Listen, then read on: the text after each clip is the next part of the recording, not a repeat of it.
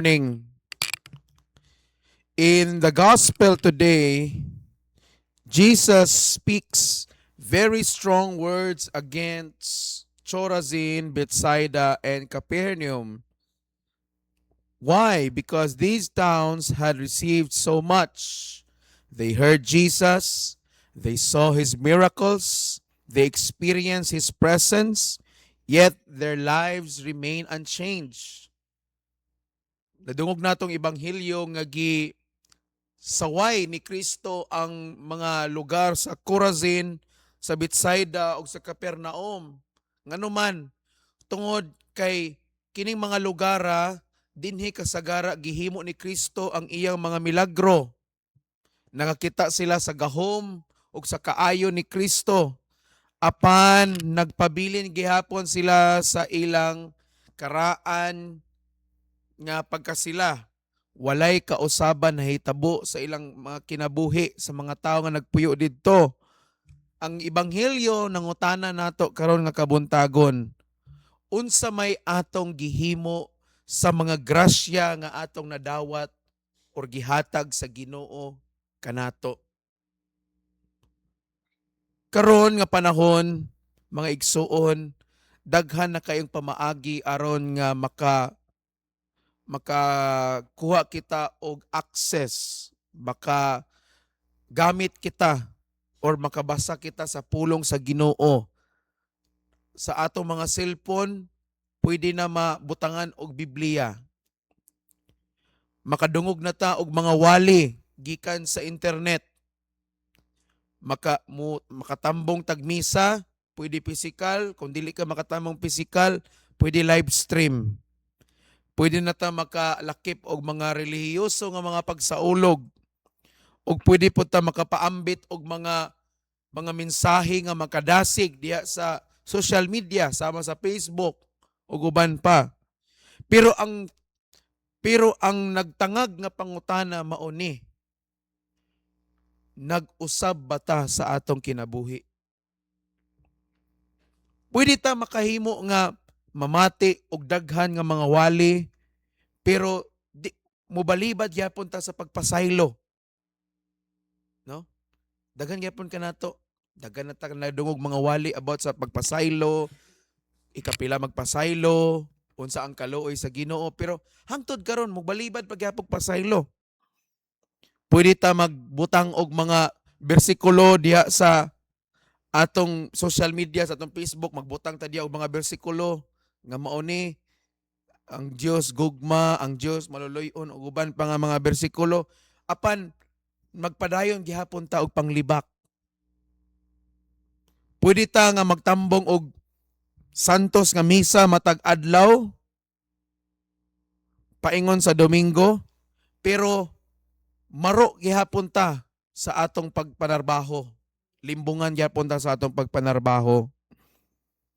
Mamahimo tang magampo sa santos nga rosaryo kada adlaw, pero dili ta maayo sa atong isig katao. Mga igsoon, ang problema dili tungod kay ang Ginoo nagundang og pakig-istorya nato. Wala magundang ang Ginoo niya na. Kanot naanad lang kita nga makadungog ta sa Ginoo, makadungog ta gikan sa Ginoo, pero wala nato tuguti nga ang iyang pulong mag-usab og magbag-o sa atong kinabuhi. Mauna ang atong ebanghelyo atong Domingo is mahitungod sa sambingay sa magpupugas. Mga igsoon, walay problema sa binhi. Mo na atong first reading atong Domingo nga ang pulong sa Ginoo, no, magmalampuson kini kung unsay tumong gipadala kini. Ato nang mabasa sa Isaiah 55:11, no? Magmalampuson ang iyang pulong kung unsang katuyuan gipadala. Walay problema sa binhi nga mao ang pulong sa Ginoo. Ang problema unsa nga klase sa yuta ang natamnan sa pulong sa Ginoo. Mao na nga ang dakong pangutana atong Domingo, unsa nga klase nga yuta ang atong kasing-kasing, no? Sa atong ibanghilyo karon, wala gyapon problema sa pulong sa Ginoo. Ang problema kay nakadungog na ta niini pero wala nato tuguti nga bag-ohon ta niini. Okay? Mga igsuon, ang matag grasya nga atong madawat sa Ginoo, usa-usab kini ka responsibilidad. Kung gipanalanginan ka sa Ginoo og mga kabtangan, kwarta ug uban pa, gamitan na aron pagtabang sa uban, ilabi na sa mga kabos. Kung gipanalanginan ka sa Ginoo og otoridad o gihatagan ka nagposisyon, gamitan na aron sa pagpangalagad. Kung iya kang gipasaylo, pagtuon usab nga magpasaylo ka sa imong isig katawo. Kung gihatagan pa ka sa Ginoo og bag-o nga adlaw, gamitan na nga adlaw aron sa paghimaya kaniya. Mga igsoon, na ay usa ka istorya sa usa ka tawo nga niadto sa doktor tungod kay naa siya sakit. Gihatagan siya sa doktor og tambal og mga instruction kung unsaon pag-inom sa maong tambal nga giresita sa iyaha. Ug niuli ang maong lalaki nga dala ang iyang tambal. Og ang tambal pag-abot niya sa iyang balay, iyang gibutang sa tungtunganan didto sa iyang balay. Og matag adlaw sige ra niya tutukan ang maong tambal. No? Sige ra permira siya nga mahimuot nga nindot kay ang tambal nga giresita sa iya kay epektibo kuno. Apan og in fact sige pa siya og panabi sa uban nga maayo kito akong doktor kay maayo kayo ang iyang pag-check up sa ako og gihatagan ko niya og epektibo og nindot nga tambal. Pero ang subo nga nahitabo kay wa gyud siya sukad mag-inom sa tambal nga giresita sa iya. Igo ra niya gitutukan. Tungod kay nasayot kay ang iyang hunahuna nga tutukan na to niya tungod kay dili pa igo ang tambal. No? Apan unsa may angayan niyang buhaton, kinahanglan nga tumaron to niya, di ba? Kay aron nga maulian siya. Mga igsoon, ing anak gihapon sa atong pagtuo. Dili lang igo nga naa kay Biblia, dili lang igo nga nakadungog ka sa ebanghelyo, nakatambong sa misa, or tawgon nato atong kaugalingon nga mga Kristohanon. Kinahanglan nga ang pulong sa Dios mosulod sa atong kinabuhi og mubag-o sa atong pamaagi sa paghunahuna, pag-istorya, pagdesisyon ug sa atong pagtagad ngadto sa uban. Amen ba? Dili lang igo nga nakadungog ta, nawalihan ta. Mga igsoon, bisan gani sa sakramento, dili pasabot nga nabunyagan ka, automatic malangit na dayon ka. Mo man ang hunahuna sa uban. Sa nabunyagan lang ka, gidawat nimo si Kristo nga imong Dios manluluwas, automatic malangit na ka. So ang imong hunahuna nga bahala pag binulakbol ka ani nga kalibutan hangtod sa adlaw sa imong kamatayon, nagbinulakbol ka, wa ka ni balik sa Ginoo, wa ka nag hinulsol sa imong sala, langit ka. Dili man na ing ana. No? Dili but pasabot nga kada adlaw ka mudawat sa iyang balaan nga lawas ug dugo, no? Balaan ka na dayon. Dili man. Mga igsuon, again, kinahanglan ang pulong sa Ginoo mosulod sa atong kinabuhi og mubag-o diha sa atong panghunahuna, sa atong pagpanglitok, sa atong pagdesisyon ug sa atong pagtagad sa uban. Mga igsuon, ang pulong sa Ginoo mura nagtambal. Holistic ang epekto, ang resulta. Dili parehada ng kon ba? Parehada ng dili pareha sa ubang tambal bitaw nga example, moinom ka og cetirizine. Kanang cetirizine dili nimo na pwede itambal, di ka pwede moinom anak kung sakit imong ngipon.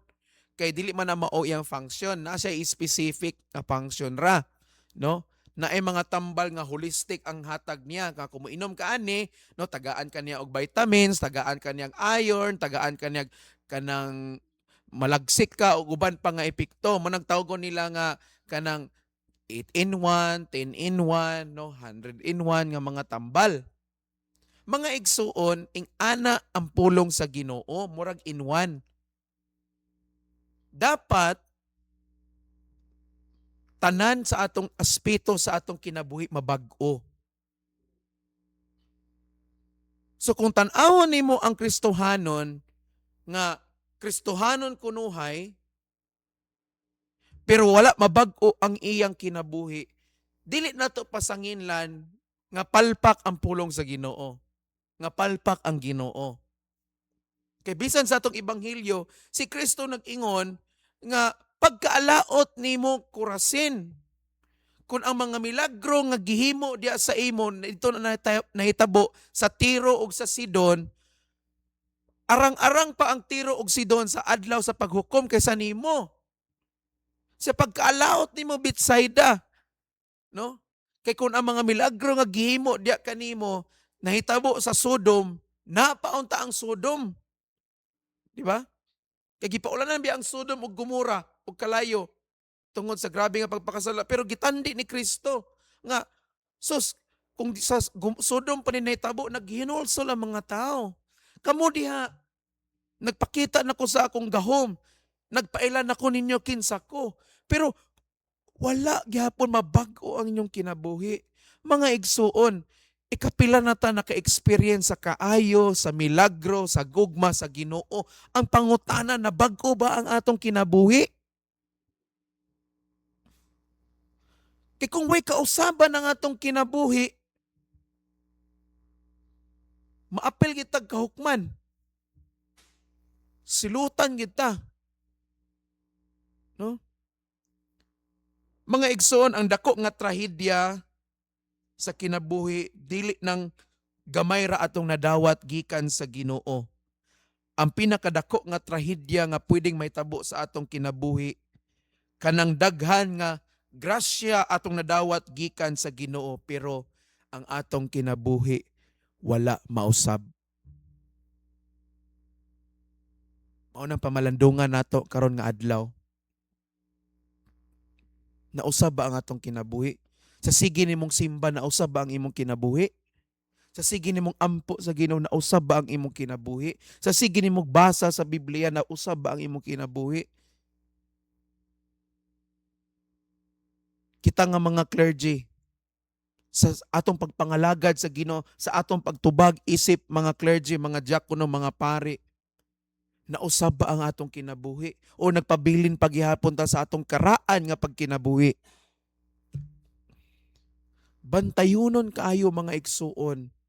Dili ta makabasol nga dili man naawat sa mga binhi sa uma nga uban nga ang uban inigtanom nimo nagdahom ka nga motubo pero palpak di ay. Apan ang binhi nga gisabod sa Ginoo wala ni palpak kay iya maning pulong. Walay problema sa nagpugas. Wala pa'y problema sa gipugas. Ang problema again, mo to atong ebanghelyo tong Domingo, unsa nga klase nga yuta ang atong kasing-kasing? Batuon ba kini? Naa ba ni sa dalan? Naa ba ni sa tunokon? Or tambok kini nga yuta? Or tabunok?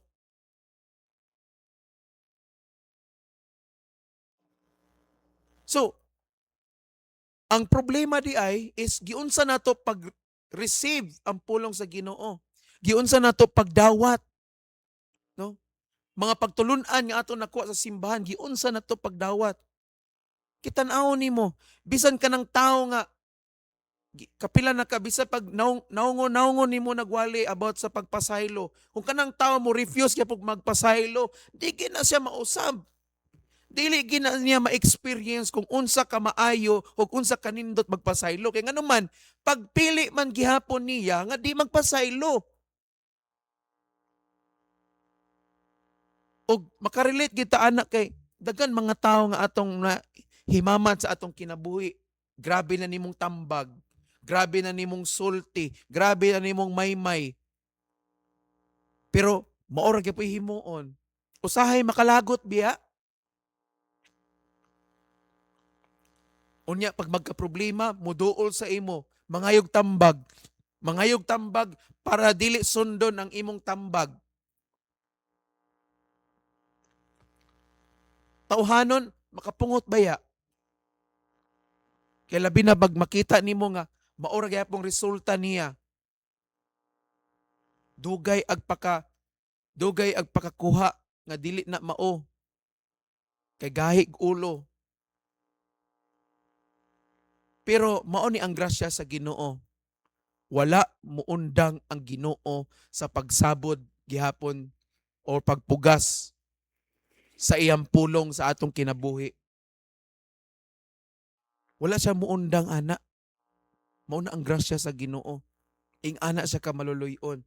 Bisan kabalo siya ang imong kasing-kasing batuon, ang imong kasing-kasing naa sa dalan, ang imong kasing-kasing tunokon. Kabalo ang Ginoo nga moabot ang adlaw nga kanang imong kasing-kasing mahimo ra ng tabunok.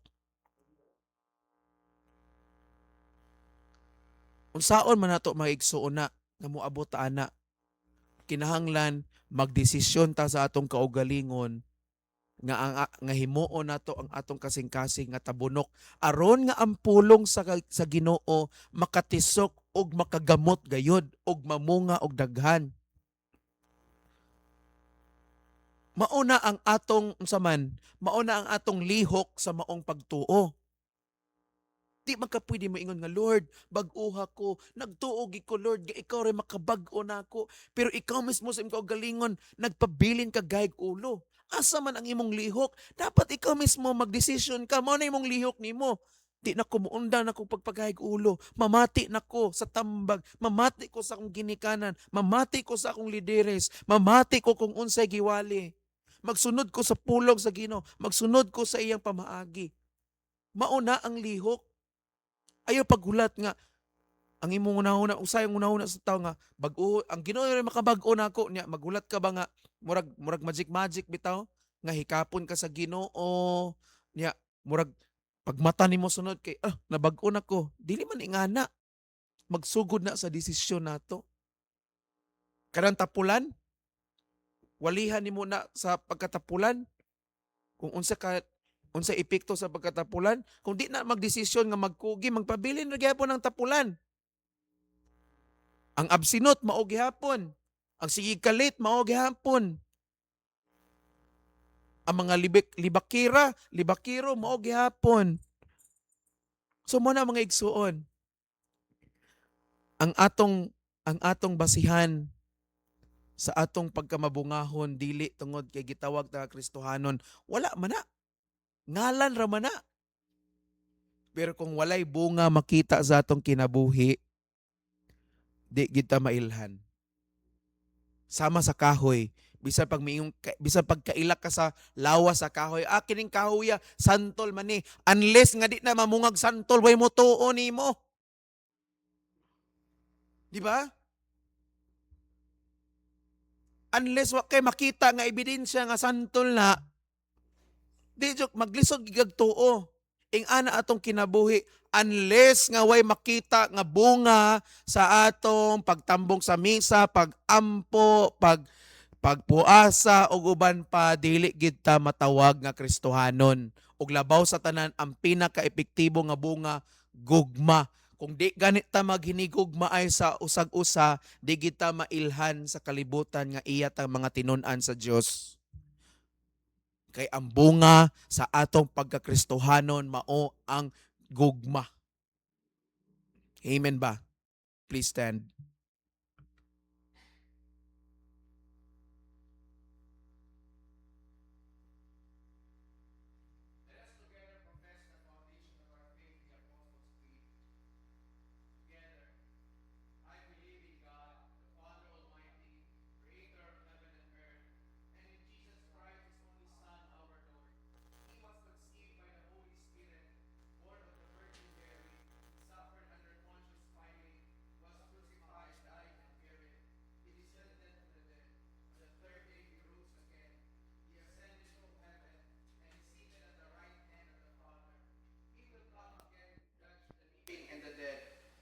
believe in the Holy Spirit, the Holy Catholic Church, the communion of saints, the forgiveness of sins, the resurrection of the body, and the life everlasting.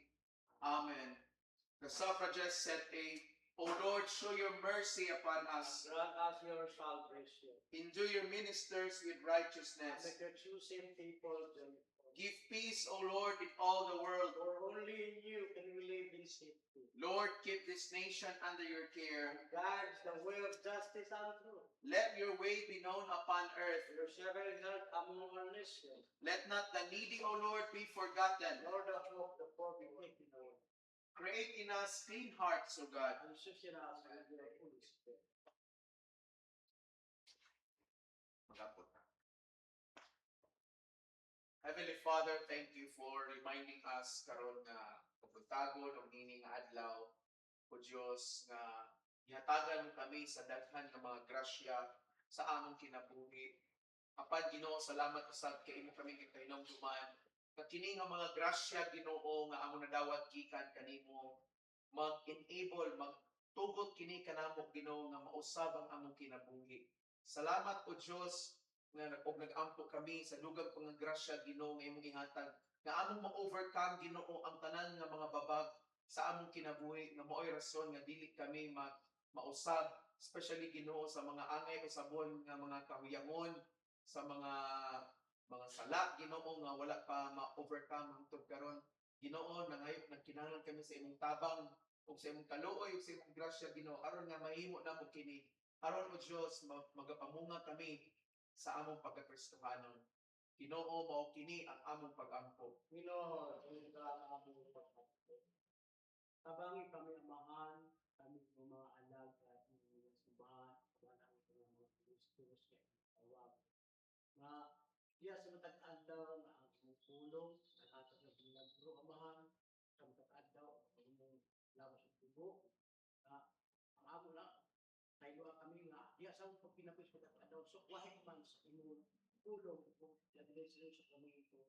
At salamat lang, ang grasya, alas ng sinulan. Ginoo pag-ampo. Ginoo, dugang ang pag-ampo. Pag-ampo ng Panginoon, katawan, salamat Ginoo na inyong katawan, kapag ito pa,